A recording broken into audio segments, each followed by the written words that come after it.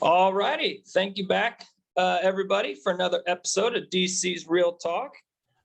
Just want to thank you for continuing to listen and watch my podcast so that I can continue doing it. And as always, just a quick reminder, I'm on Apple iTunes, I'm on YouTube, and then also Spotify, as well as having www.dcsrealtalk.com. So if you go to that website, you can see all my future guests, my past guests, and have links to all the episodes. And then, as always, if there's anybody that you know that should be on my podcast, please let me know so that I can reach out to them. Or if you would like to be on my podcast, please reach out to me and let me know that so I can get you on as well.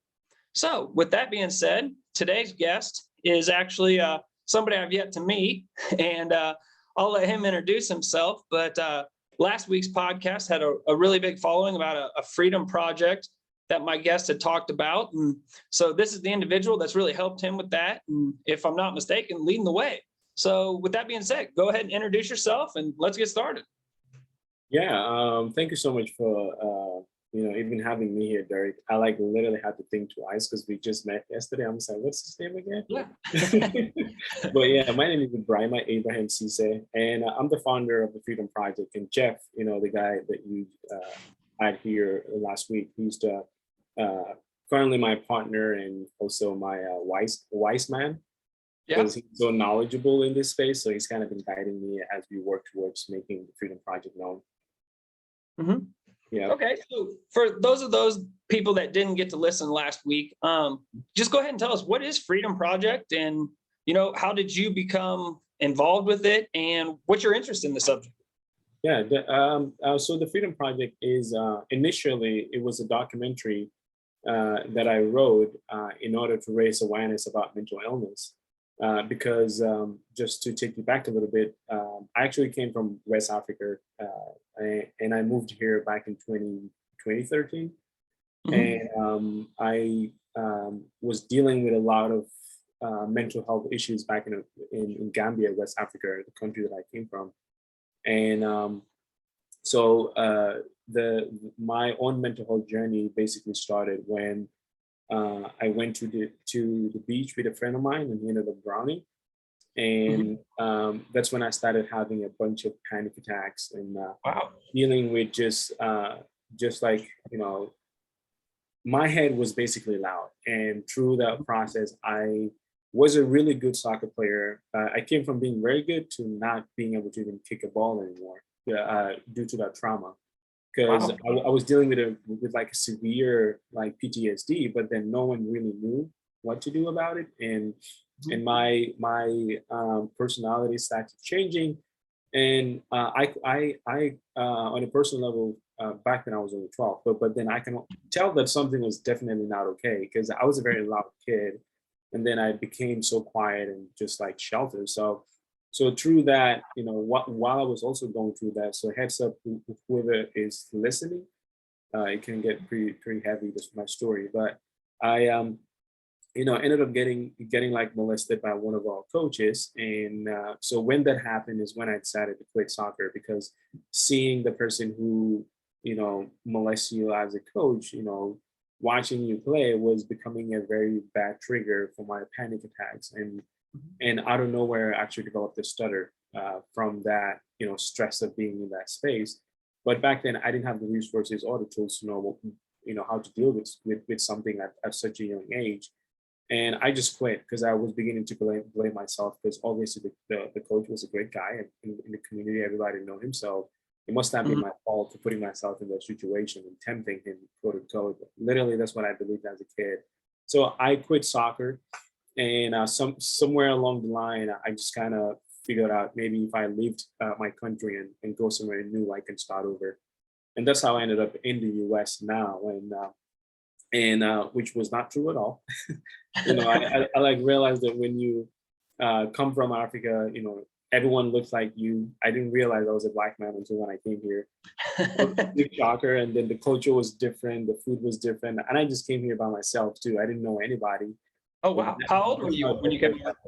No, I came here when I just turned 20, and I just wanted to get out of Africa because my stutter was getting really bad. I wasn't playing soccer anymore, and that depressed me because I identify as a soccer player, a really good one, and now I can't even play anymore.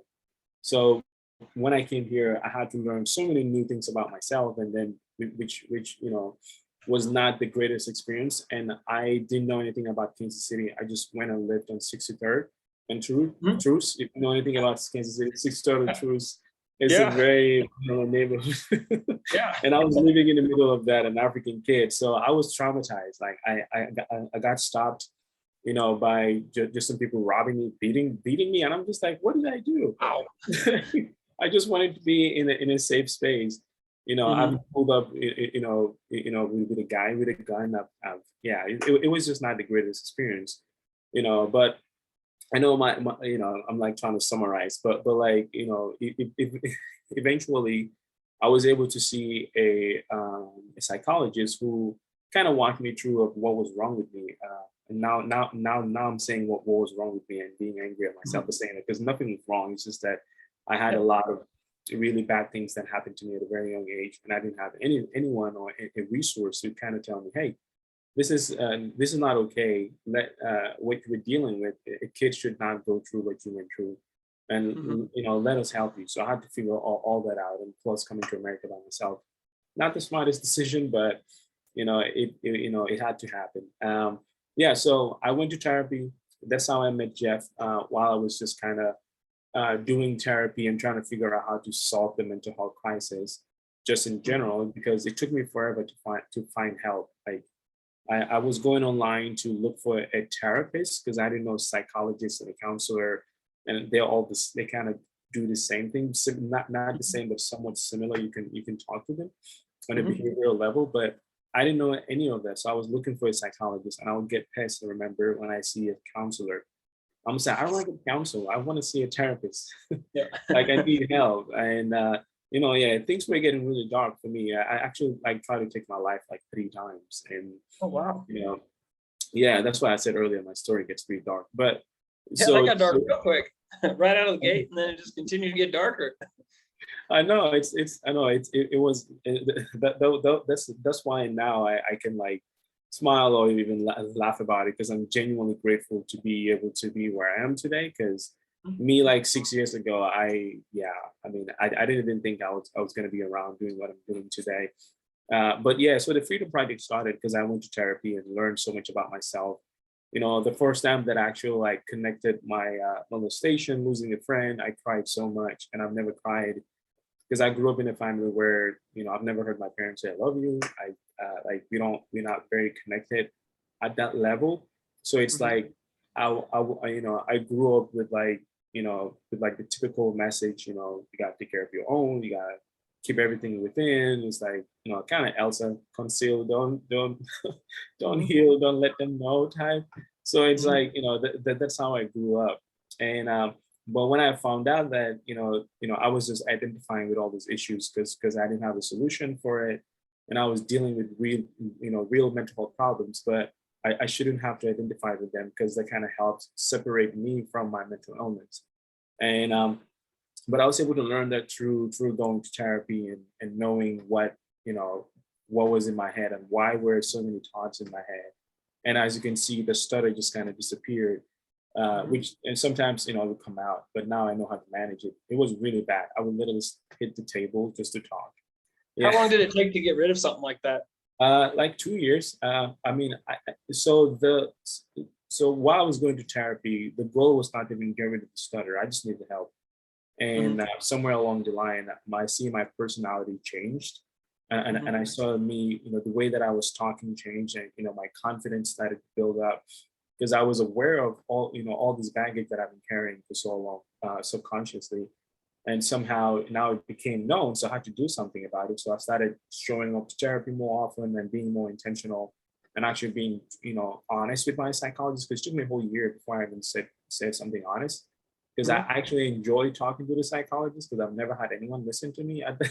So I was Yeah. just showing up, and then Mhm. eventually I did open up, and then literally like just started crying because I started connecting things, and everything just made sense. But I started doing the Freedom Project because I heard, I just one day just made a post and put it on social media, And people started saying, this happened to me too. Like, I'm just like, oh my God. So there are other people dealing with this. I thought that this was just me, like my whole life. I thought I was the only one dealing with all these issues.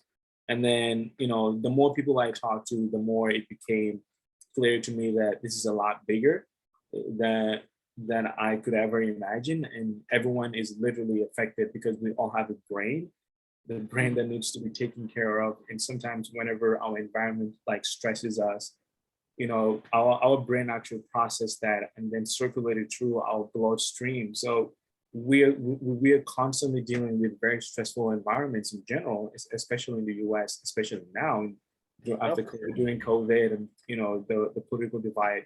So we're dealing with mental illnesses real time. We're dealing with anxiety. We're dealing with stress, like all these other things that we are not aware of. So that's why people are so mad because we're having all this toxic I think just circulating through our blood. So the brain also needs, maintenance, which is in the form of healing, psychology or therapy or just, yoga, like all these different things, meditation. The brain actually needs that oxygen to keep functioning, to like help your body breathe better and help you process information as you are dealing with real issues out there. So sometimes trauma doesn't have to be as like very extreme like my past. Sometimes it could be that just dealing with a very stressful space that alone causes trauma, and eventually it will compound and become something really really bad if we don't take care of it. It's just like our body, you know when you hurt your leg, you don't just like hopefully it's going to get better, you go see a doctor. So that's what I'm doing with the Freedom Project. I'm hoping that I can build something that it will be common sense. Whenever you're feeling certain type of way, you have the resources available to you real time, and you can easily tap into it. So I guess in a very long-winded explanation of what the Freedom Project is, that's what it is. But yeah. Okay, hey, two things just real quick that are off subject, but real quick. Is where you're from in Africa, is that close to Rhodesia or Zimbabwe? It's actually inside Senegal. It's a country inside another country. That's how small it is. And yeah, but it's kind of close on the west side of Africa, Mali, Guinea. Yeah, basically the west coast of Africa. Okay, I have two dogs, Rhodesian Ridgebacks, and that Nice. are originally from Africa, and so I was just wondering if that was close to where you're from.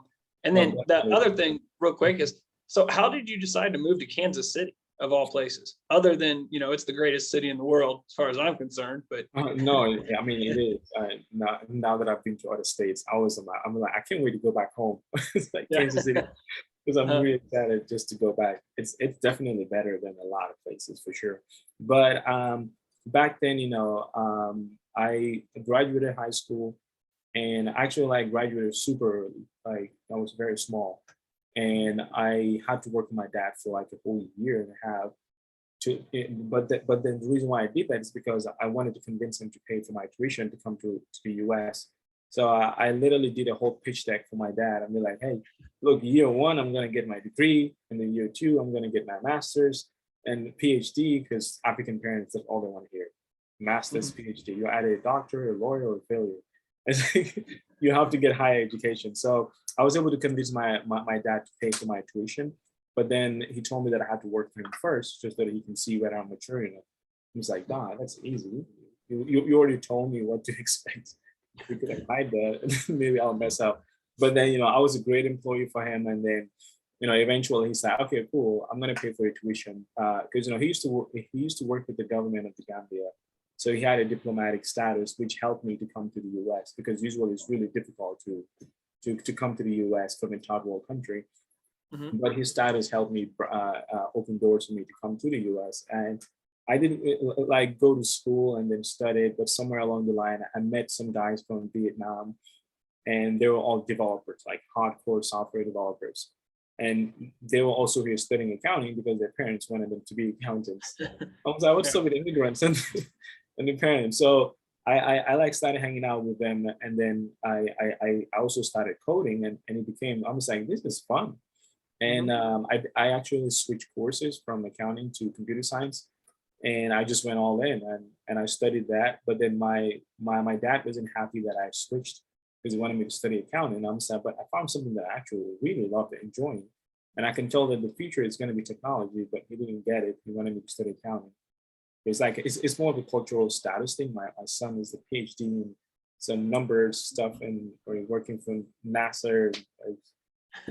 But I'm just like, no, I can tell the future is technology. So I just kind of like disobeyed basically, and then just went and studied computer science. Um, so right now we're still rebuilding that relationship between me and my dad because it's been almost 5 years. I haven't talked to him; just kind of cut me off. Oh, wow. But now he's becoming aware of what I'm doing and Mhm. actually seeing it. Because to me, I'm very patient because I understand that the problem is much bigger than me Mhm. and the things that I'm trying to achieve. Because I was affected for so long in my life, and then the moment I found a solution, I saw that there were so many people affected. So I built the Freedom Project to basically make sure that everyone that I come across, everyone can experience what I experienced when I decided to just say yes and go get help. Because something happened to me in my brain and everything made sense, and you know I can see things clearly now. The one Mhm. song, but yeah, it's like legit that like you know that's how much it like changed my mind. So that's why now I feel like I've grown so much the past 5 years. I went to therapy hopefully to to get help quickly, but I've been going to therapy ever since. Mhm. And it just became a normal thing. I literally wake up Yeah. and text my psychologist and see whether she's available and just get on the call and just have a conversation and then do a breathing exercise. And now I do it with my son, and it became a habit for him now. He literally wakes up and he's just sitting down and doing like meditation. But Mhm. sometimes he'll try to use that against me and say, "Oh, daddy, whenever he wants to do something," and I said, "No, you can't." He's like, "But you're hurting my feelings." I'm just like, "Oh my god, what is happening?" Yeah, so it's like I just want everyone to experience what I experienced when I said yes to help, through letting getting help in general. So the Freedom Project, I talked to Jeff a little bit last week, and we were talking about how mental health used to have like a huge like stigma to it. Hmm. That like you kind of mentioned when somebody talked about how they had mental health issues, Hmm. they almost felt like they were weak or like they were embarrassed to say something. Hmm. Where now you're seeing that so many people have no problems saying they have it and getting help with it. And Yeah. the first person that I can remember really like kind of in my mind that made me think of it was there was a basketball player named Royce White, which Hmm. I don't know if you know who he is, but he was the number one college basketball player without a doubt. Hmm. And he went second in the draft. He was out of Iowa State, and then he Hmm. just up and quit. And Yeah. everybody was like, "What in the heck are you doing?" Hmm. And he came out and was like, "Guys, I have such severe anxiety, I can't even pull into the stadium." Yeah. And that was like mind blowing to me. It was like, come on, man, like you're a pro basketball player, you're a I tough know. guy, like just go play basketball and then go home. But Right. then when it's further down the road and you see that that can translate to anybody's life, it is Hmm. kind of unbelievable how that anxiety and depression and those kind of things can really hurt people, and Hmm. getting help does help. So Hmm. with the Freedom Project, Hmm. what exactly are you guys introducing people to therapists, or what Hmm. exactly are you guys doing? Is it, you said it was a documentary, but so what's the documentary on? Who are you talking to? Who's it directed towards? Where can people see it? That kind of stuff. No, definitely. So, with the Freedom Project, it's like like I mentioned earlier, it actually started as a documentary, but now after 6 years of just working towards actual launching it, well, we're gonna final launching with May 15 after 6 years. I gotta take a deep breath. It's been such a long Slowly year. but surely.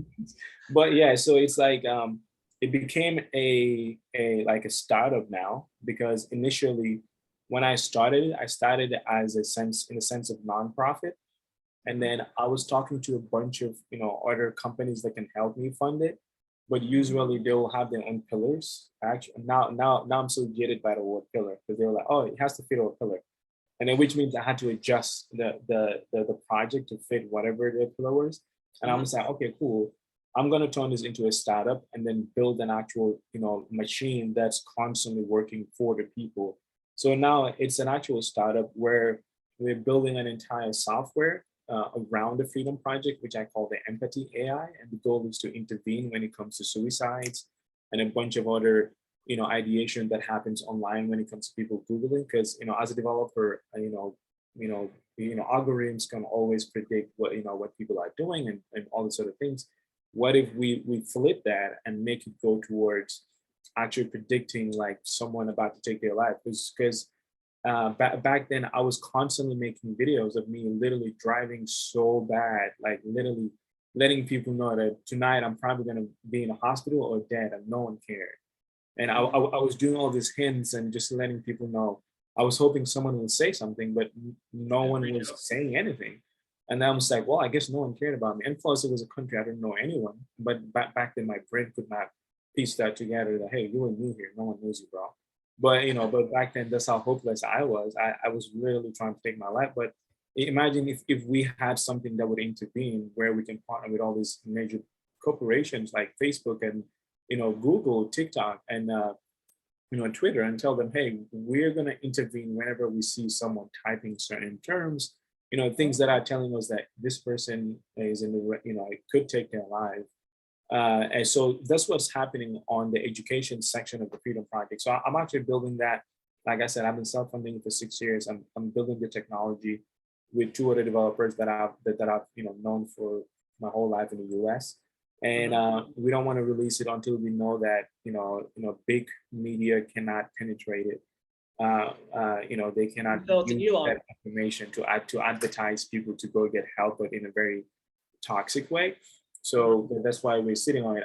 I'm talking about it now. I've been talking about it for 6 years. I'm just not talking about it.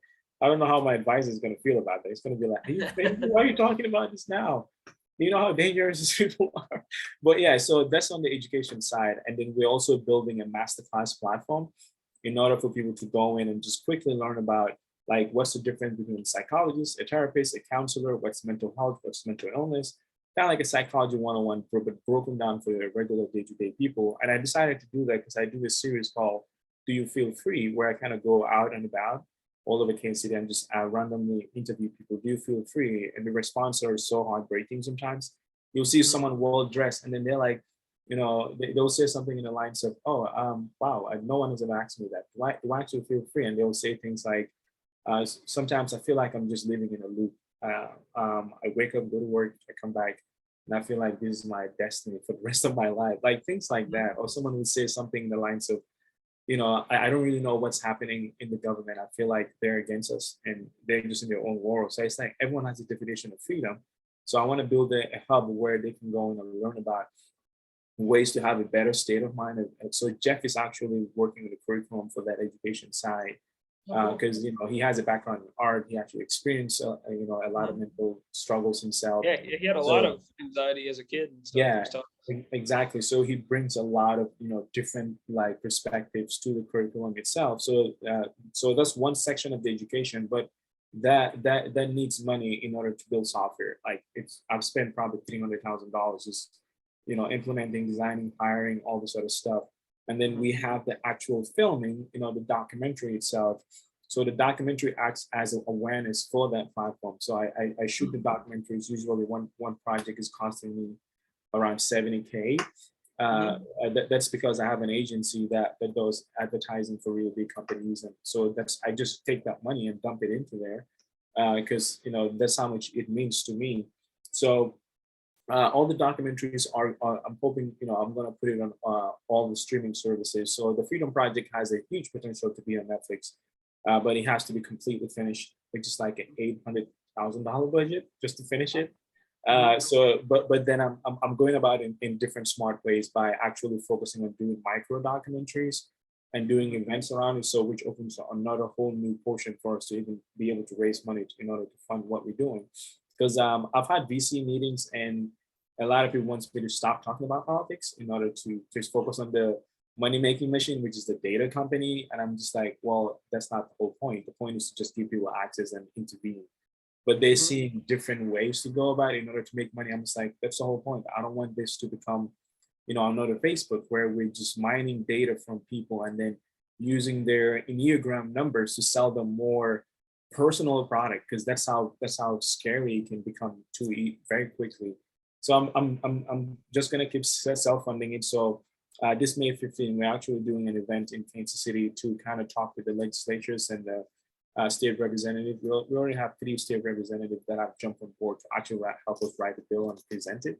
But the Wow, bill that's is going to require Kansas and Missouri to let psychologists have one license instead of having individual license to just be able to cross and just operate. The second one is going to require high school students to be able to have to actually in order for them to graduate, they will require to take psychology in order for them to wow. graduate, which is gonna, my goal is to have little kids saying that when I grow up, I want to be a psychologist, and someone saying astronaut and all these other things. But usually we wait until they in college to start talking about psychology, but it's already too late. At that point, it becomes more of like a need, or someone is actually passionate about it because they were introduced at a young age. And I also find out that younger kids, when they're introduced to psychology at a very young age, they're more likely to become a psychologist due to how interesting the topic is. And, you're talking about the mind, kids, they get so hyper, because I had a whole mental health 101 with high school kids and UMKC psychology students. And then they had so much like insight about their own brain. I was like, how did you guys know this? When I was your age, I was like dealing with a stutter and probably crying a lot. But they were so aware of their emotion, and they're so emotionally intelligent, and they know all the signs. So it's like that's the future that I'm trying to create, or use the Freedom Project to create it by introducing psychology at a very young age. So that's one another section which is more on the political side, because I'm working with the politicians and trying to have them see the humanness in the project. So usually it goes in the lines of, well, the people dealing with mental illness, it's their fault, especially in the drug and alcohol abuse, because they decided to, or if someone picked a gun and shot someone, they decided to. And I'm like, but this person grew up in a domestic violence situation. That's their reality. They grew up seeing people die. I could have easily become a very domestic violent person, because my entire environment was dictating how I should have been. But luckily, I had great parents, and they were kind of looking out for me and making sure they had a good education.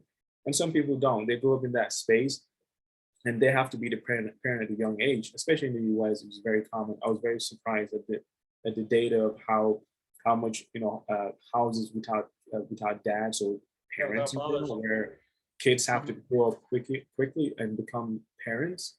So these are different realities that I feel like people are so far away from, so they can't really see it. So the reason why I do films is to be able to let someone walk inside of someone else's shoe with zero bias, where they just hear a human story, and they also hear a psychologist backing that story, and they hear like an athlete that, also put their own portion. And I use sports because that was my background. I played soccer pro, and I wanted to become a Manchester United player.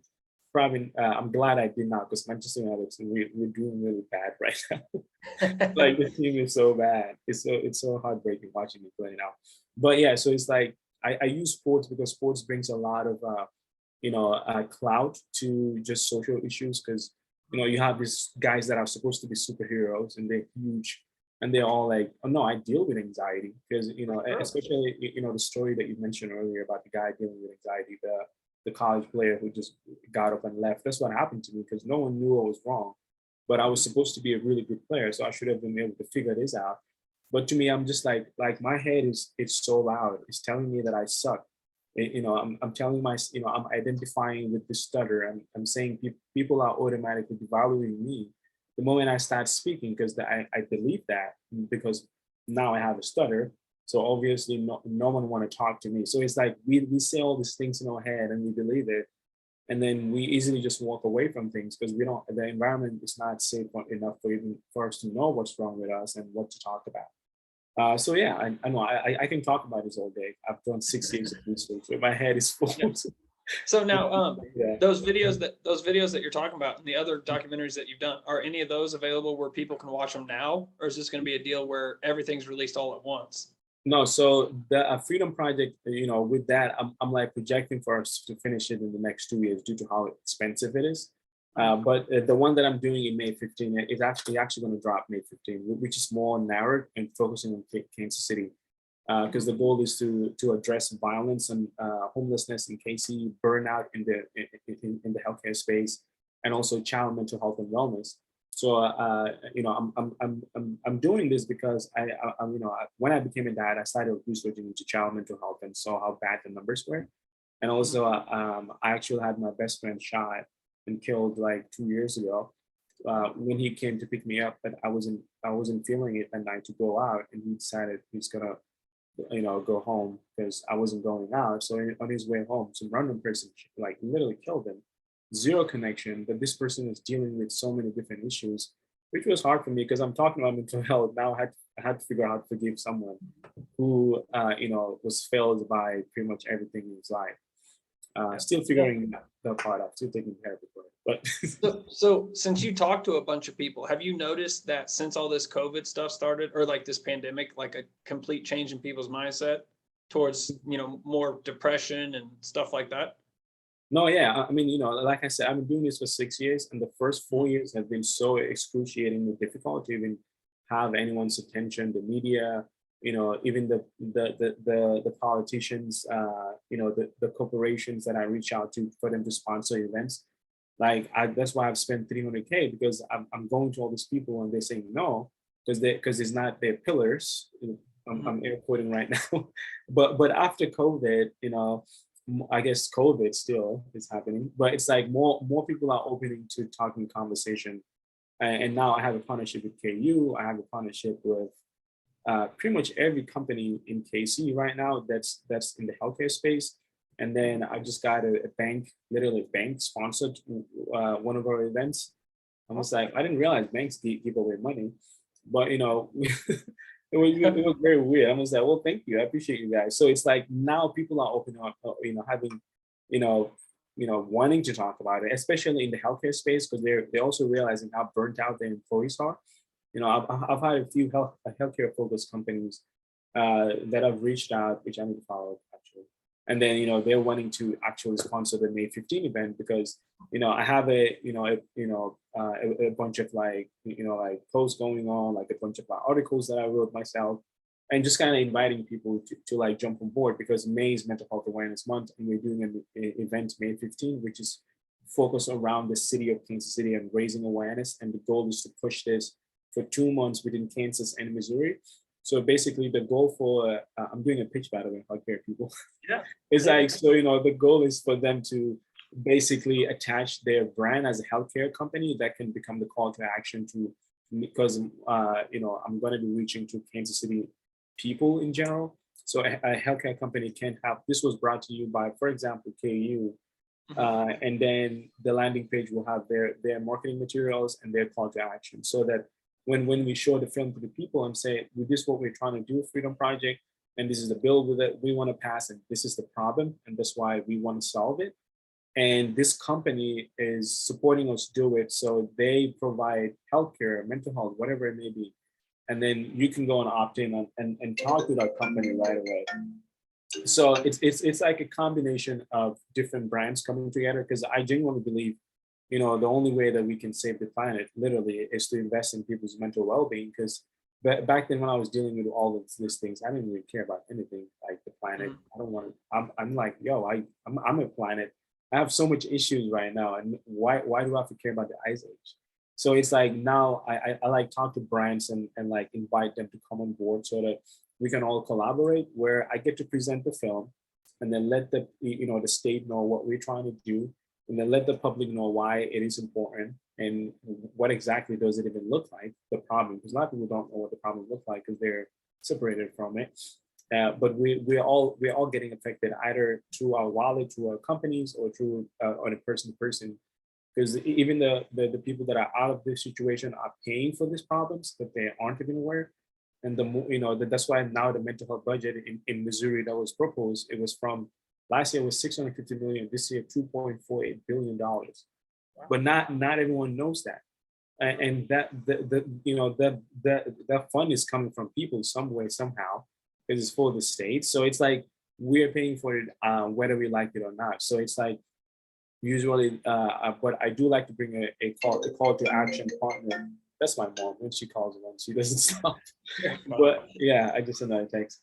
So yeah, if we're a healthcare company, reach out. I would love to have you as a call to action because we're going to be reaching all over Kansas City. And usually when you're located in Kansas City, a lot of healthcare companies never talk to the public and people don't know what they are doing. So this opens an opportunity for them to interact and get like feedback from the state that they're helping. So yeah. So that May 15th event, is that something that people actually show up to? Oh Like, yeah, is that yeah. something you're selling tickets to? Where is that going to be and how can Um, people get tickets to it? Yeah, so since I'm self-funding it, I decided to make it private because I can't afford to feed 300 people.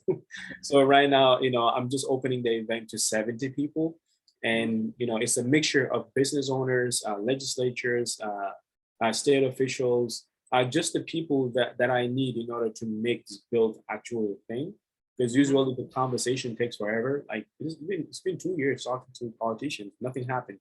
So the Mhm. event is to bring all of them into one room and actually have everyone mixed together. We can all have a conversation. That's going to be a panel, and then we can have a conversation about the solution while after watching the film as well.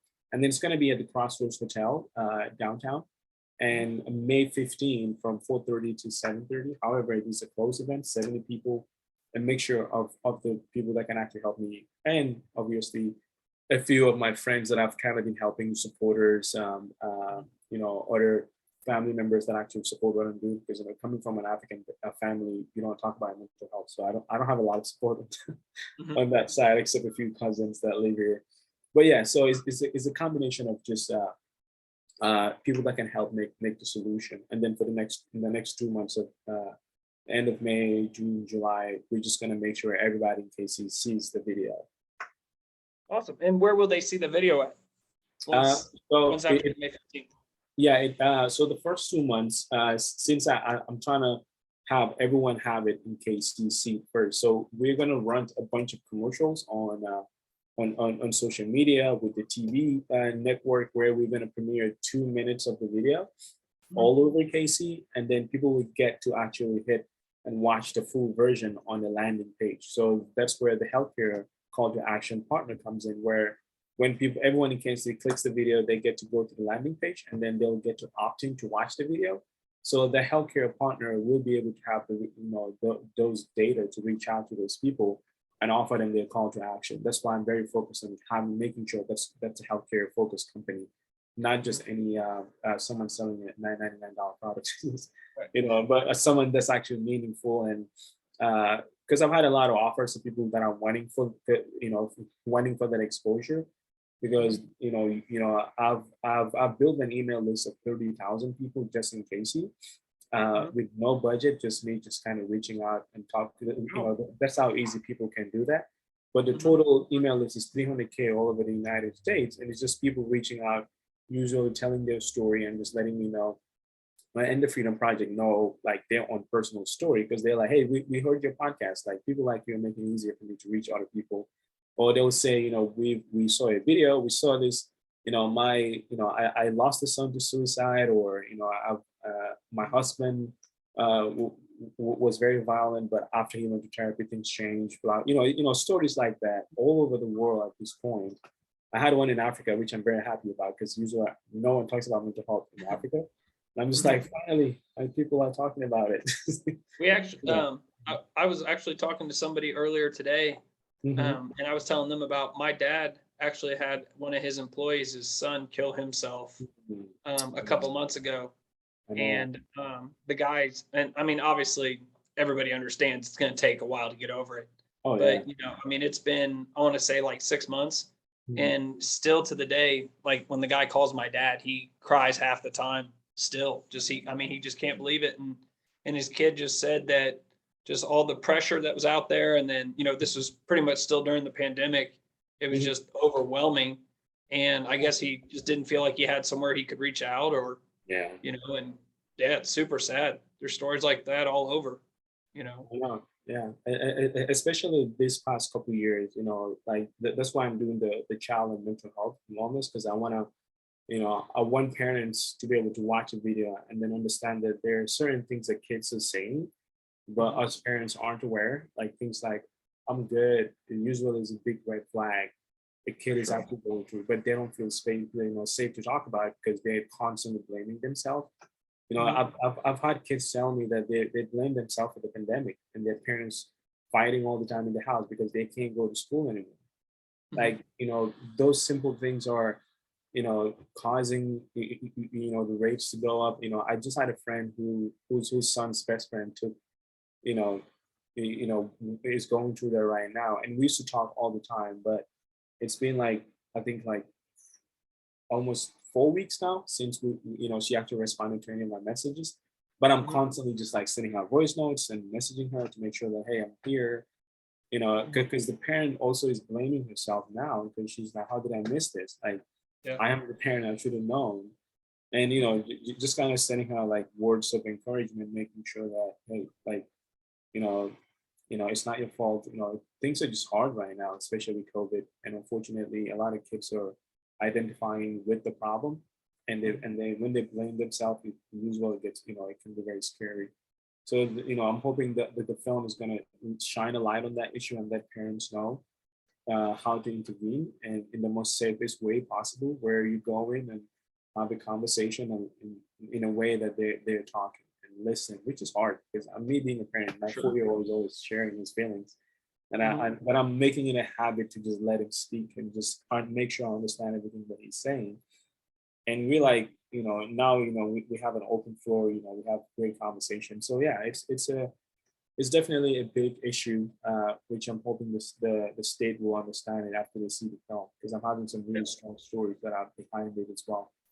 So Does yeah, the film go over like addiction as well, or is yeah, it primarily anxiety and depression? Now, are anxiety and depression the two biggest mental illnesses?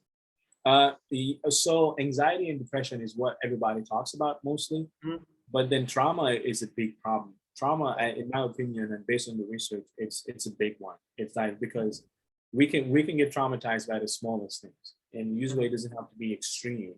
It could be, you literally just waking up one morning and you open your email when you were dealing with so many bills and you're fired, and then you're like, Mhm. oh my god, that state of like anxiousness, and then now you have bills due, and just the pressure, and some people take their life, because of that, because sometimes we as humans, we have a habit of identifying with our job, with our sports, with our money, with our cars, all these other things. So whenever that's taken away, it takes away a piece of our identity, and now we're Mhm. just like, oh my god, I need to make sure I have this.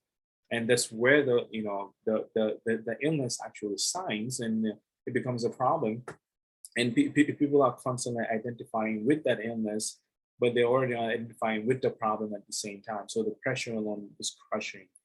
But yeah, I mean, it's a very complicated problem. I can talk about it all day. Now, Uh, does the evidence or data show that there's certain people that are more at risk for mental health issues? Oh yeah, yeah. Especially people from domestic violence situations. Mhm.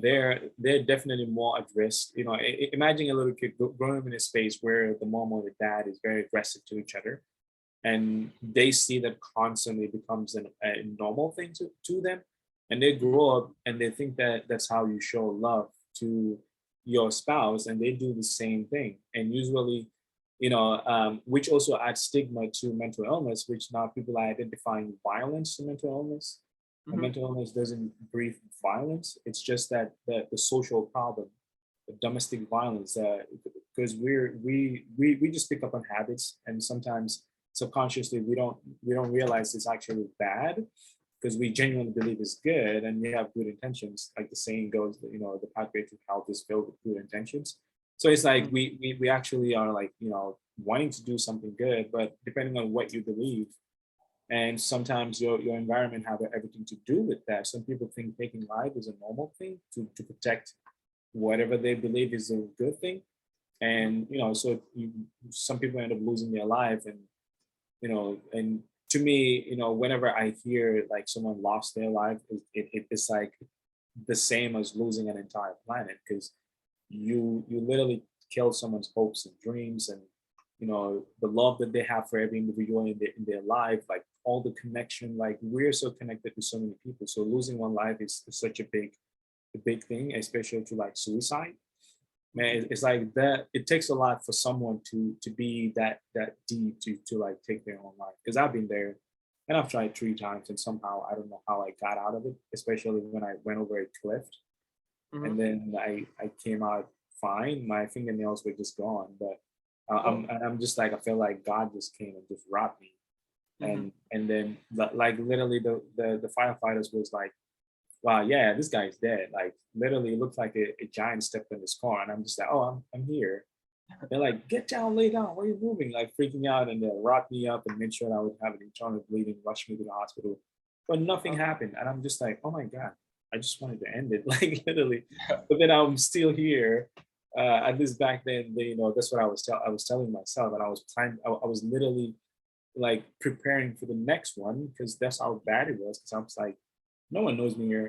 My family, they cut me off. No one is talking to me. I don't have any relationship.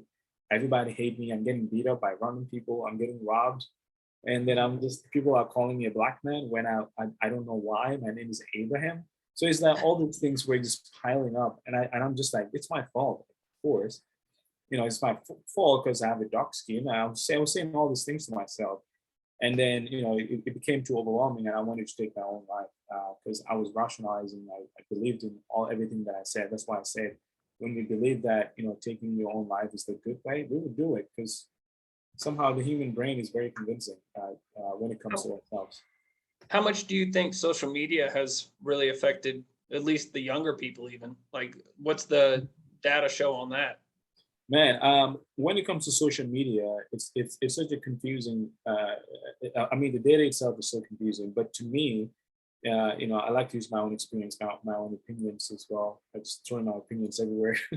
But like the data itself, sometimes it will say that kids are connecting with other kids from different parts of the world, which is great. But that also comes with a lot of risk because you don't know who they're connecting with. You don't know whether it's an older man who's saying mean things to them.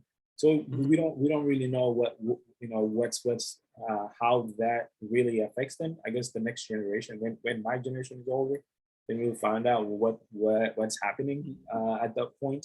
But I mean, I feel like there's a good and a bad. It just depends on the kid and how aware they are of situations, because sometimes they can easily get influence, not just kids, but all of us. As you can see with the previous elections, how divided everything got so quickly. Mhm. So I feel like it's not even, it doesn't even matter whether it's a kid at this point. It's just how how aware are we of our environment, and usually social media, it just makes everything accessible and easier, and you get to connect with people that can have very jaded opinions. And as a kid, sometimes we can easily just be like, all right, cool, I guess this person is right, and go against their parents. But yeah, it just depends, honestly. I had my first reaction or funny response to a social media. Like Mhm. anytime that I would see, that these celebrities and stuff were complaining about people giving them hate speech Mhm. online and stuff like that. Uh-huh. And I was always like, you know what? They're strangers. Who cares? Get Yeah. over it. You're Mhm. whatever. Well, so when I started this podcast, I started posting them on YouTube, like the videos. Yeah. And my first video had 18 likes and 1 dislike. Uh-huh. And I Yeah. looked at that and I was like, oh, somebody disliked my video. Yeah. And then I jokingly, like the next day, I was still sitting there thinking about it. And Yeah. I was literally like racking my brain. I'm like, all right, who do I know that wouldn't have liked my video? And it like blew my mind how much that bothered me on something as silly as just somebody being like, who knows if they even listened to it, to be honest with you. Right. But it's like that was one person. So, when Yeah. you get the people that have, 100,000 dislikes or whatever, I mean, you can see where it totally will mess with somebody mentally, Oh and yeah. it's Oh, of course. scary, you know?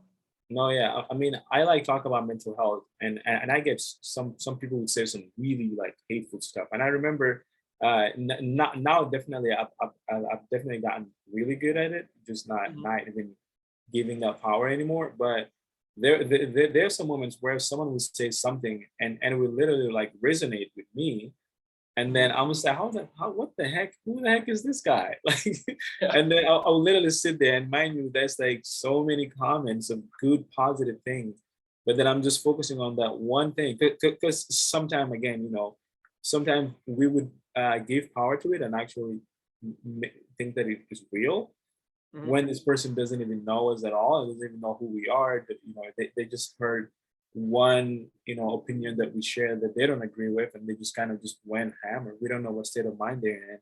But yeah, I mean, you know, that's why I work with athletes on my project, because you know, I was one, and I had to deal with, even though back then you know, it was not technology at all, but just voices on the stage. I would like try to kick the ball and miss it, and I hear someone just says, "You suck," and I'm just like thinking about it the whole day.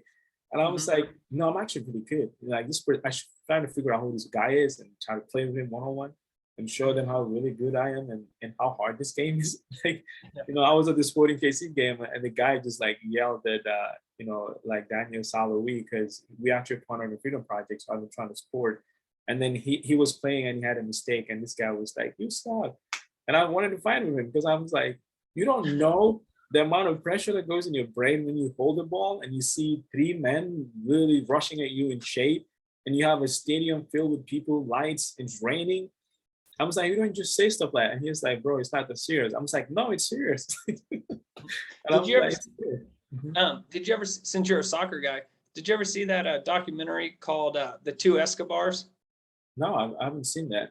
So What's there's a documentary called The Two Escobars, and it's about Pablo Escobar, uh-huh. the drug dealer. But Yeah. then there was another Escobar at the time that was the number one player in the world, and he played for Brazil, or Mhm. I meant he played for Colombia, and he accidentally scored on his own team, and it knocked him out of the World Cup, and Mhm. they ended up killing him.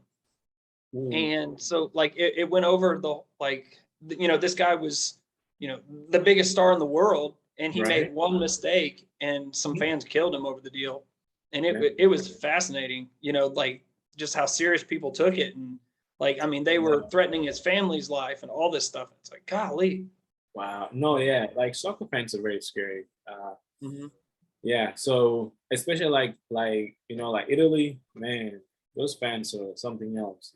They will definitely take, because they identify with the game. Again, mental illness is literally ramped around in every societal problem, because the fans are identifying with the team winning the trophy, the constant winning, so they literally feel crushed to the point that they Hmm. want to take someone's life, and taking it because they felt entitled to that, you know, loss or whatever it may be. And it's like, you know, this is me, I lost, and it's his fault, so we should retaliate. It's just mental health trauma just mixed up into all of this, you know, different issues. So that's why sports is one of the biggest avenues to be able to address this, because you can easily talk to so many people. Yeah. But yeah, So I didn't even know about So that. I got a question for you about your videos and stuff. Did you ever see the documentary, or it wasn't a documentary, but the TV show on Netflix called 13 Reasons Why? Yes, I'm actually talking to the producers of that. You know, two of the producers right now of Tattoo News, Mhm. because they actually started their own mental health company called Yeah, I Wonderland. was gonna. Yeah, Uh, so yeah. for people that don't know that show, Mhm. it was a show on Netflix about a high school girl that killed herself, and she left 13 tapes to 13 people that she went to school with, and Mhm. how each one of them had part of why she killed herself. Like she gave each one of them a reason why. Yeah. And when Netflix came out with that, they said that they came out with it to bring awareness to like teen suicides and stuff. Yeah. But they said they actually had like a huge outcry because a lot of kids were killing themselves Mhm. after watching that, because they Mhm. were watching it and being like, oh, well, she killed herself because of this, Mhm. this, and this. Well, I have the same stuff. I That, should yeah. kill myself. So it kind of had like an adverse effect. And, Interesting. and Netflix had to come out and like really talk about like, that's not what this is about.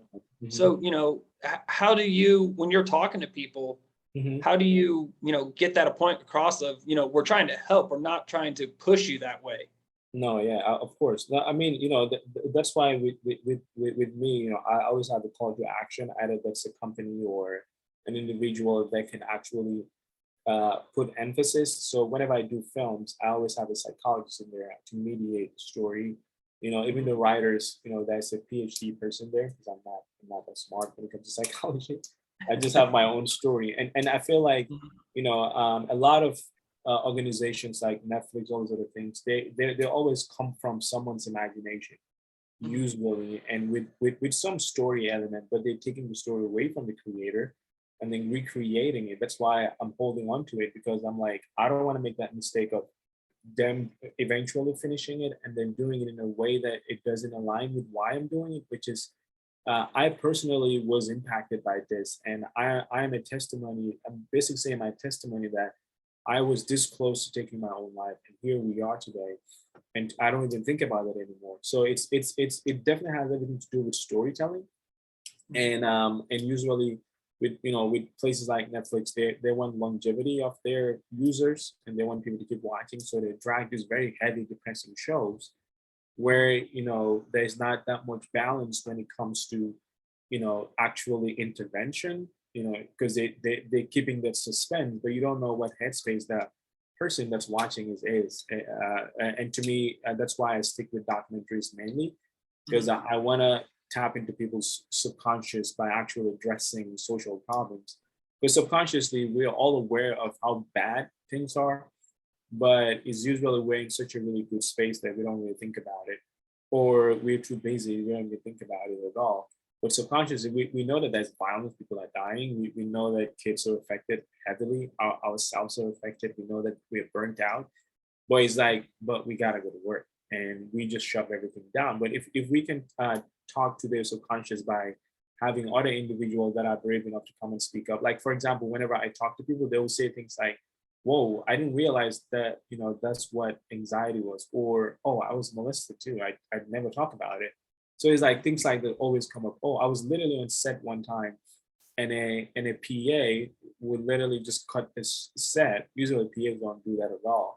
But Mhm. this person was resonating so much, and then he was like, "Whoa, so this is what happened to me. Like, how come I never talk about this?" And he was like, "I thought this was just me," and I was like, "Come here, I'll give you a hug." It's like, he just came and I gave him a hug, and he just held on for so long. And I'm just, it's like things, it's like subconsciously we're aware, but we're not aware at the same time, because it's either we have it good, or we're just trying to pay the bill and move on and take care of things that are happening in real time. Because Mhm. I kind of see it as a computer, because with it, as a developer, I can have a very fast computer, but the more programs I use, the slower it becomes.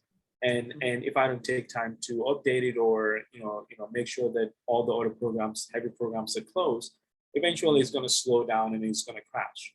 And then I'll need to do all those right steps and actually make the computer work. But if I'm constantly closing all the right, the heavy apps, and making sure that it's constantly updated, then the computer is constantly going to be flawed. It's going to be running at its maximum speed. It's going to Mhm. process faster. It's going to connect with other computers. The Wi-Fi will run faster, because we're constantly updating it, and that's what we're failing to do with the human brain. We don't update it. We don't do the maintenance required. We just wake up, deal with the day, and then go back to bed. And we go to bed wrong. We don't go to bed properly. It's like all of these things are required for our own longevity as human beings, in order for us to live better and just feel great. Because even if you go to the gym every day, and you have a very bad mental health, it you don't usually see it, but you're going to the gym constantly, because you're going to the gym depressed, angry, and the body is consuming all those negative energy and literally circulating through your bloodstream, and you're like angry working out. That's why now whenever I see people angry working out at the gym, I'm literally like a mom at the gym. I guess I'm a dad, so I'm the dad at the gym, and I'm just like, "Hey, you okay?" They're like, "What do you want, man?" Because I'm just like, just take a deep breath, like just be present, be in the moment right now, which is I'm at the gym working out, and I'm doing it because I want to be physically better. Like just that mind, that mindset shift does something to the brain, because your brain is just a CPU, just waiting for you to give it like instructions.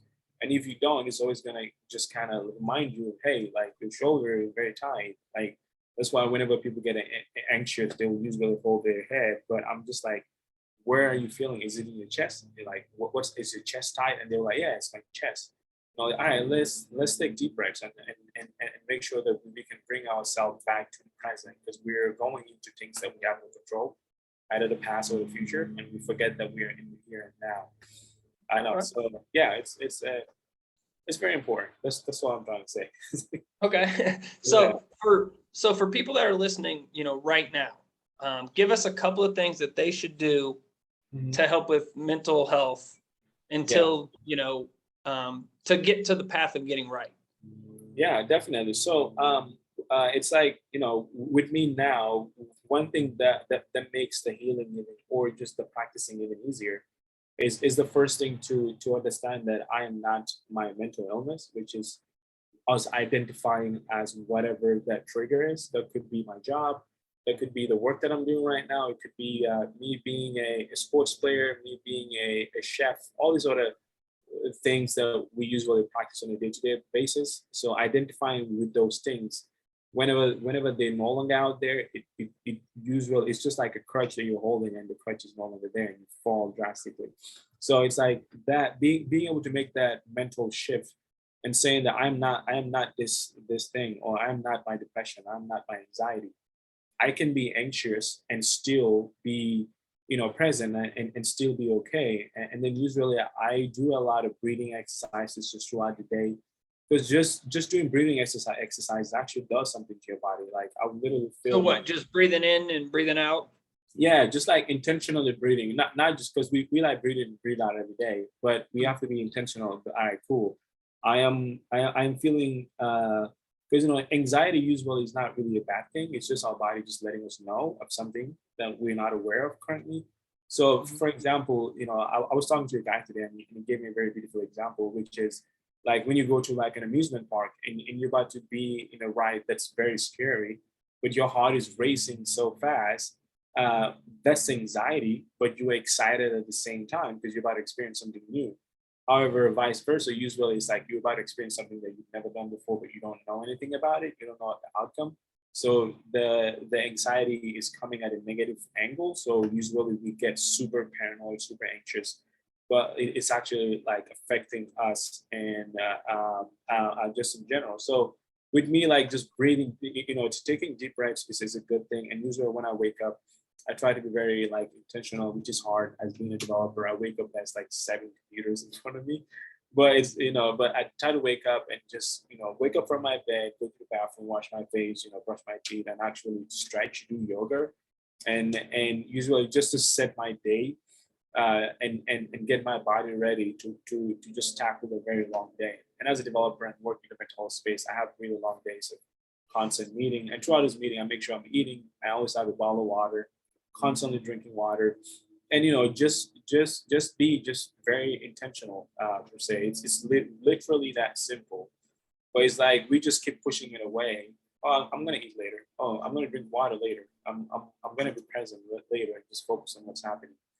And I know sometimes that can be very challenging because trust me, I have like seven computers here. I'm constantly there's something rendering something processing, but I'll ignore that and just be present. Or sometimes even if I have to get out of my room and go in my basement, I do that. Or whenever I'm in a space where I cannot figure anything out, because sometimes I'll have mental blocks because my brain is literally tired. I'll literally get out and go do something totally different. I'll go play with my son in the garage, play soccer, or I would just play music in my garage. I do a lot of stuff in my garage and just dance there, just to get out of that space that's causing me so much anxiety. To do somewhere different always helps out. So where's a good resource for people to find, like somebody to talk to for themselves? Mhm. So right now, I'm talking to a few companies that I genuinely believe in, Mhm. that I think are doing really good when it comes to mental health services. So one of them is called Cerebral, is a mental health company. I used to like BetterHelp, but I don't believe the way that I used to believe. I think it got big, and the things change, and I'm getting a lot of feedback that is not very great as far as their Mhm. service. But that's just a people problem. I'm hoping their leadership will actually listen and may make some adjustments. But right now, Cerebral is a company that I advocate for. I think they're doing really good, and the founder actually actually had lived experience, and that makes it different when you actually experience it yourself, Mhm. and you're able to get yourself out of it. And another company is called Hurdle, Hurdle. Uh, so they kind of it's similar like Better Health. They're all similar, but they're more current and more, they have more access when it comes to talking to psychologists. They make the whole process a lot more easier. So those two companies are companies that I usually always like before. Sometimes I'll get my friends that I'm married who are like, yo, the wife wants me to go see a psychologist. I'm just like, yeah, it's hurdle, if and here's a little go and figure out which one works for you. Because usually it takes a few tries to find the right one because you're dealing with another human being, another imperfect being. So yeah. Okay, well, so how can people reach out to you? How can people hear about more about what you're doing, more about the Freedom Project? Give Yeah. us like a 2-minute pitch of go to here or wherever to get a hold of you or learn more. Absolutely. Yeah. Thanks for that. So right now the Freedom Project is everywhere. Either Facebook, TikTok, Instagram, YouTube, LinkedIn, and you can find us anywhere, either just typing official Freedom Project KC. And I added KC just to kind of make it more personal for a Kansas City project. So Mhm. official Freedom Project KC should find you any social media page. And then Okay. on YouTube, just Freedom Project KC usually pops up one of our videos.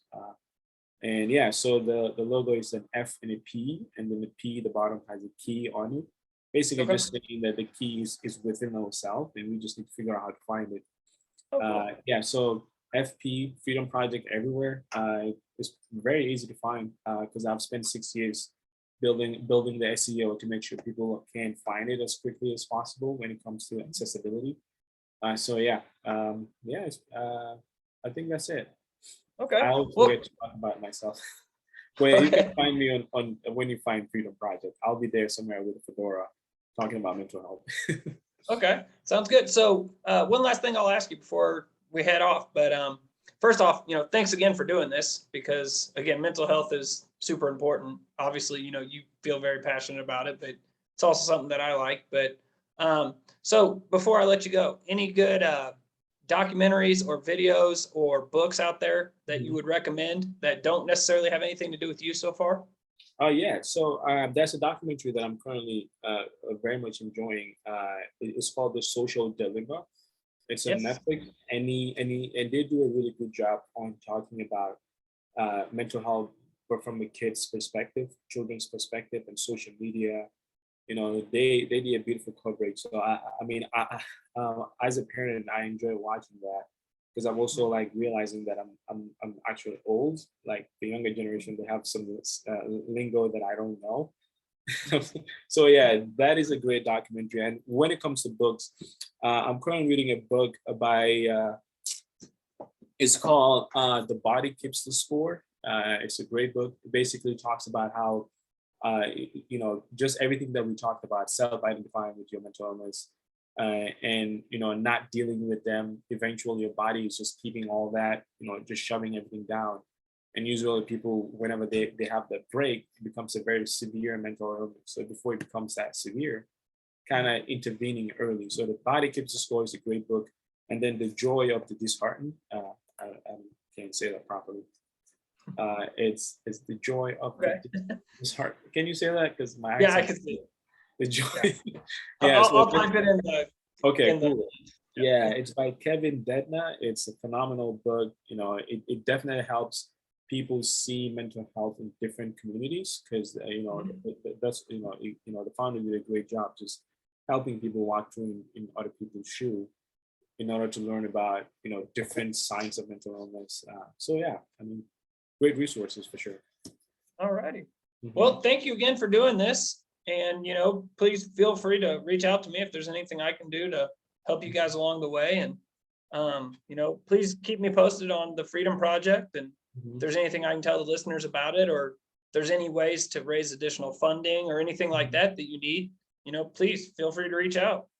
No, definitely. Thanks for having me for sure. It's been fun because I've mainly been just focusing on the event and getting ready for production and fundraising. So I haven't talked about the Freedom Project. That's why I'm talking a lot today because I've mainly just been talking about other elements of the Freedom Project, but not like the actual story. So I'm always I feel like I'm just starting again when someone asks me why the why part of it. because I get more excited. I'm sorry, I can't wait to wake up tomorrow and do more. So thank you for having me here for sure. Well, it was my pleasure. And like I said, thanks again and have a great rest of your day. You too. Thank you. All right.